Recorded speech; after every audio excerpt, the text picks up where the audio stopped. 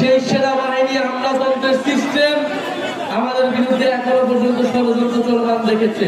প্রিয় পটুয়াখালীবাসী, আপনারা জানেন জুলাই গণঅভ্যুত্থানের 1 বছরের রাজপথে আমরা এই 1 বছর আগে বাংলাদেশের ছাত্র তরুণ জনতা বুকচি দিয়ে লড়াই করেছিল স্বৈরাচারের বিরুদ্ধে, জাতীয় সরকারের বিরুদ্ধে।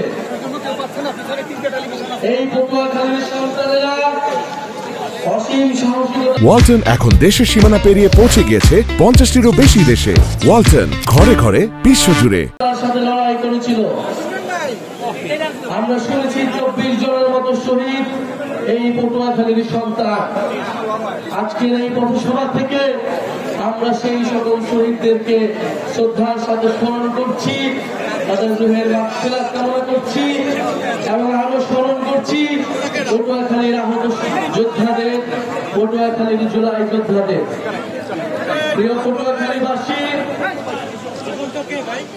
আমরা জনগণের দুয়ারে যাচ্ছি, আপনাদের দ্বারে এসেছি আপনাদের দুঃখ দুর্দশার কথা শুনতে, জাতীয় নাগরিক পার্টির স্বপ্নের কথা বলতে এবং আগামীর বাংলাদেশ আপনারা আমরা একসাথে মিলে কিভাবে তৈরি করতে পারি সেই রূপরেখা তৈরি করতে আমরা পুরো পটুয়াখালী আজকে প্রদক্ষিণ করেছি।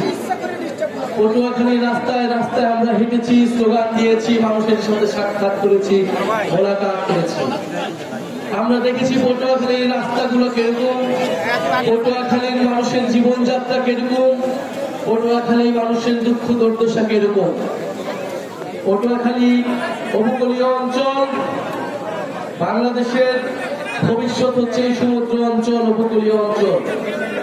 আমাদের আগামী দিনে যে জলবায়ু পরিবর্তন থেকে শুরু করে আমাদের সমুদ্র শক্তি সবকিছু নির্ভর করছে এই উপকূলীয় অঞ্চলগুলোর মধ্যে। তারপরে এই উপকূলীয় অঞ্চলগুলো যে গুরুত্ব পাওয়া দাবিদার রাখে, সেই গুরুত্ব এই পটুয়াখালী কখনোই পায়নি। আমরা চাই আগামী দিনে এই পটুয়াখালী, এই উপকূলীয় অঞ্চলগুলো শক্তিশালী ঘাঁটি হিসেবে গড়ে তুলতে হবে। পটুয়াখালীর শিক্ষা স্বাস্থ্য ব্যবস্থা উন্নত করতে হবে।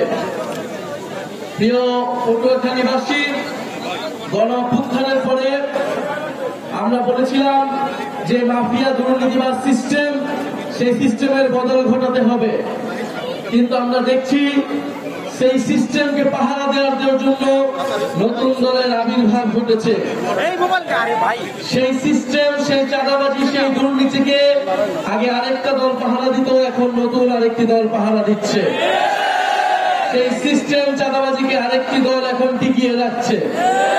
আমরা স্পষ্টভাবে বলেছিলাম আমরা শুধু হাসিনার পতন নয়, সেই দুর্নীতি, সেই মাফিয়া সিস্টেমের পতন চেয়েছি। আমরা এই জন্য বুঝেছিলাম ফ্যাসিবাদী ব্যবস্থার বিলোপ এবং নতুন রাজনৈতিক বন্দোবস্ত প্রতিষ্ঠা করতে হবে। প্রিয় সংগ্রামী বন্ধুগণ, সেই নতুন বন্দোবস্ত প্রতিষ্ঠার লড়াই আমরা এখন নেমেছি। অভ্যুত্থানের মধ্য দিয়ে যেহেতু এই ছাত্র নেতৃত্ব, এই তরুণ নেতৃত্ব সেই সিস্টেমের পতন ঘটাতে চেয়েছিল, তাই সেই সিস্টেম কখনোই চায় না এই নেতৃত্ব, এই অভ্যুত্থানের নেতৃত্ব কোনোভাবে দাঁড়াক, কোনোভাবে রাজনৈতিক ভাবে টিকে থাকুক। সেই অভ্যুত্থানের সময় থেকে আজ পর্যন্ত আমাদের বিরুদ্ধে ষড়যন্ত্র চলমান রয়েছে।